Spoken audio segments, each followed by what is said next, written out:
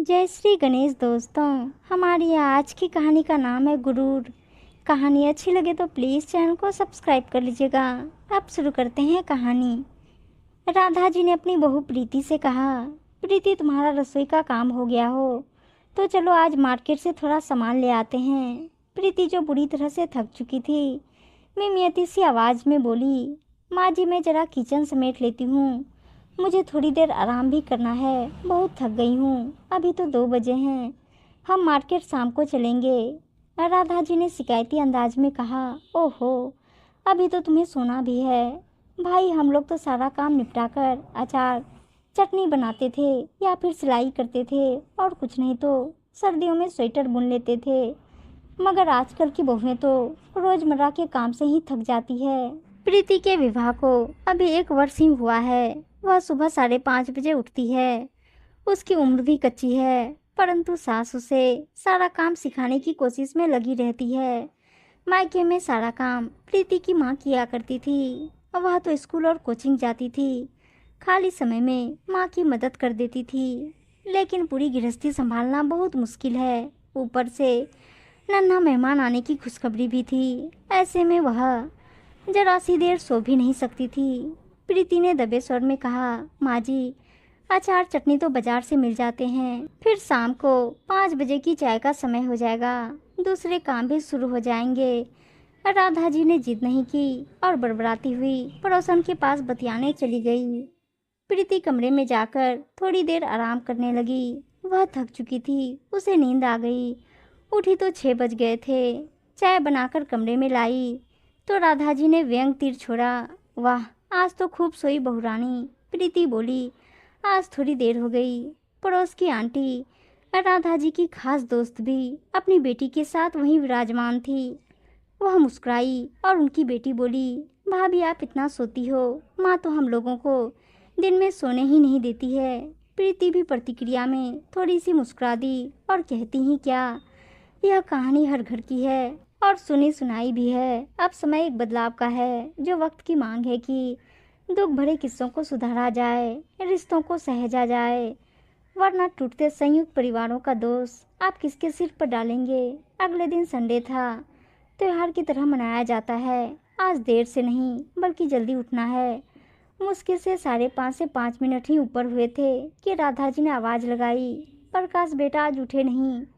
प्रीति घबराकर उठने लगी तो प्रकाश बोला, जाने दो, मम्मी तो ऐसे ही कहती है। प्रीति बोली, नहीं मम्मी गुस्सा हो जाएंगी, आप कहते हैं ना कि पूरा दिन तुम क्या करती हो, आज पूरा दिन बैठकर यही देखिएगा कि मैं क्या क्या करती हूँ। कहकर प्रीति फ्रेश होने चली गई। नहा धोकर किचन में पहुंची, नाश्ता बनाया।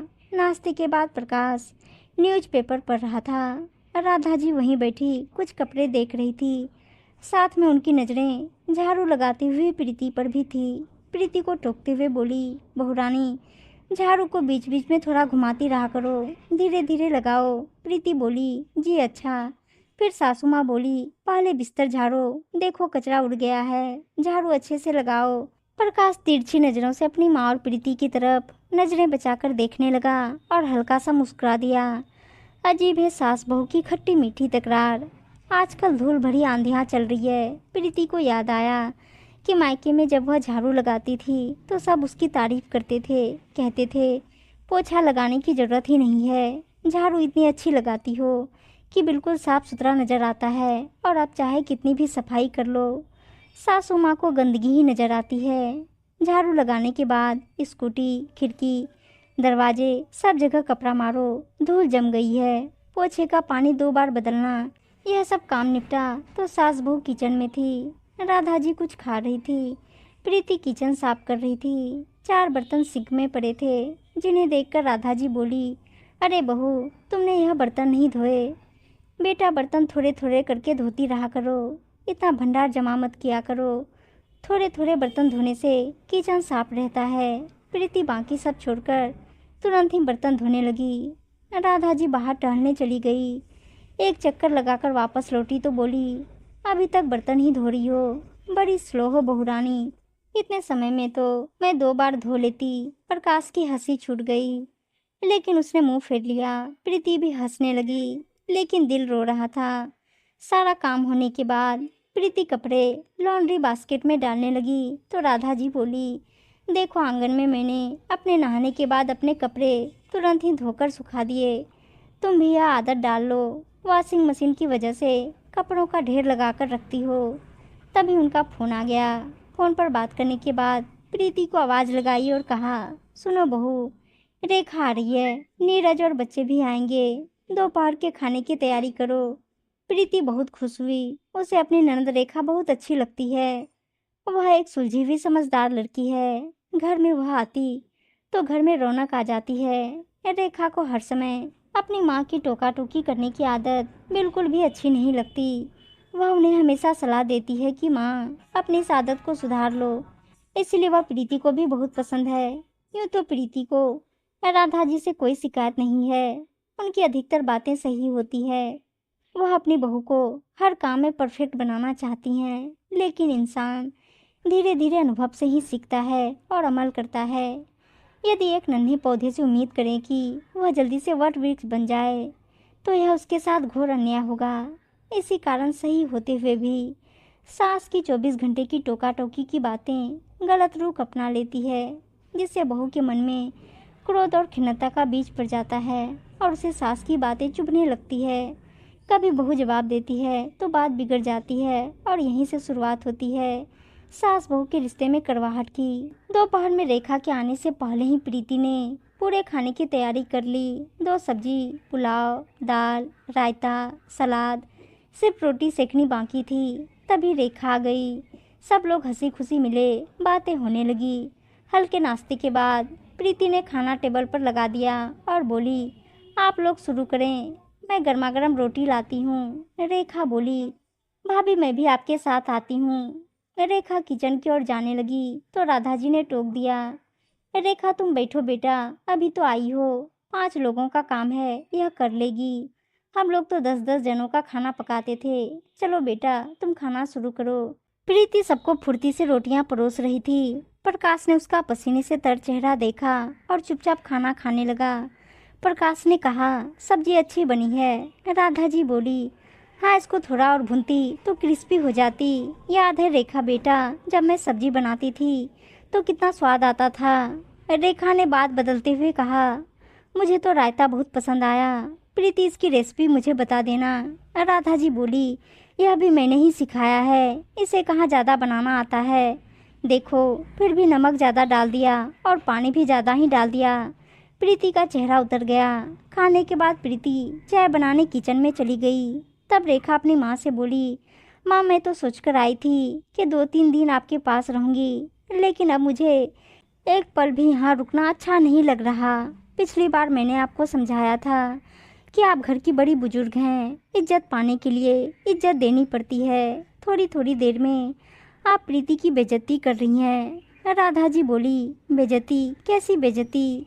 मैं तो उसे सीख दे रही हूँ। रेखा ने कहा, ऐसे सीख दी जाती है गुरूर से भरकर कि मैं तो ऐसे करती थी, वैसे करती थी, हमारा जमाना, तुम्हारा जमाना। मायके में लड़कियां खुशी से सुकून के लिए आती है, यहाँ भी लोग तकरार करते रहे, पीठ पीछे बुराई करें तो किसका मन लगेगा। राधा जी बोली, तो तू अपने ससुराल में खुश नहीं है क्या? तेरी सास तो कोई बुराई नहीं करती तेरी, मैंने तुझे संस्कार ही इतने अच्छे दिए हैं। राधा जी फिर से नासमझी में थी। रेखा बोली, माँ मैं अभी भी ससुराल में बहुत खुश हूँ, लेकिन आप जो कर रही हैं इससे घर टूट जाते हैं। आज तो नहीं रुकूंगी। हाँ जब आप दोनों प्यार से एक दोस्त की तरह बुलाएंगी तब जरूर आऊँगी, 2-4 दिन के लिए ठहरने। जरूरी नहीं कि सास बहू का रिश्ता हमेशा करवा ही हो। आप 2 लोग हैं, दोस्त की तरह क्यों नहीं रहती? अपने अनुभव बांटिए, उन्हें ला दिए मत, समय के हिसाब से बदलिए। तब तक प्रीति भी चाय लेकर आ गई। ननद को रुकने के लिए कहने लगी तो राधा जी बोली, आज इसे जाने दे, ठीक ही कह रही है। थोड़े दिनों में जब हम दोनों पक्की दोस्त बन जाएंगी तब इसे बुलाएंगे। वापसी के रास्ते में घर पहुंचने से पहले नीरज ने कार एक रेस्टोरेंट पर रोकी और बोला, चलो यहाँ तुम्हें एक अच्छी सी कॉफ़ी पिलाता हूँ। कॉफ़ी आने से पहले भरी भरी आंखें लिए चुपचाप बैठी रेखा के हाथ पर हाथ रखकर नीरज बोला, तुमने अपने मायके में हमारे घर की और मेरी माँ की इज्जत रखी, जबकि मैं 5 साल से पल पल होते हुए तुम्हारे अपमान की गंभीरता को कभी समझ नहीं पाया।